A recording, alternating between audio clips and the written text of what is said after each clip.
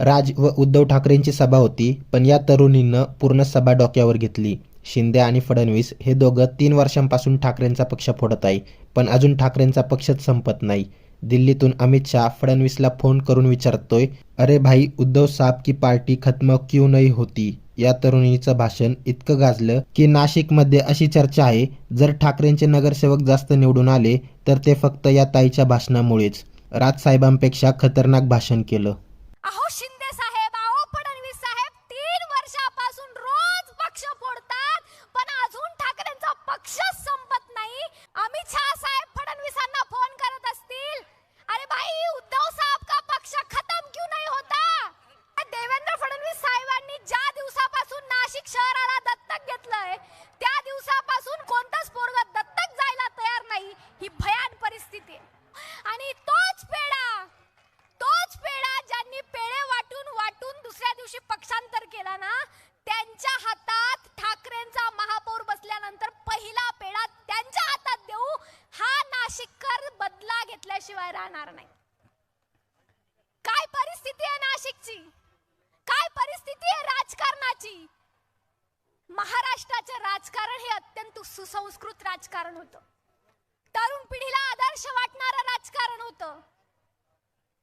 TV लावली 3 वर्षापासून रोज बातमी, ठाकरेंचे माजी सरपंचांचा भाजपात पक्षप्रवेश, ठाकरेंच्या माजी नगरसेवकांचा शिंदे गटात प्रवेश, ठाकरेंच्या माजी आमदारांचा पक्षप्रवेश, ठाकरेंच्या माजी खासदाराचा पक्षप्रवेश. आता नवीन ट्रेंड आहे, ठाकरेंच्या माजी महापौरांचा पक्षप्रवेश. अहो शिंदे साहेब, अहो फडणवीस साहेब, 3 वर्षापासून रोज पक्ष फोडतात, पण अजून ठाकरेंचा पक्षच संपत नाही. पहिले जाहिरात यायची, पूर्वी जाहिरात यायची, हे दीवार तुटता क्यों नाहीये? अमित शाह साहेब फडणवीसांना फोन करत असतील, अरे भाई उद्धव साहब का पक्ष खत्म क्यों नहीं होता? साहेब, तलवारीच्या जीवावर राज्य मिळतं, पण राज्य टिकवायचं असेल तर ते निष्ठेच्या जीवावर टिकतं.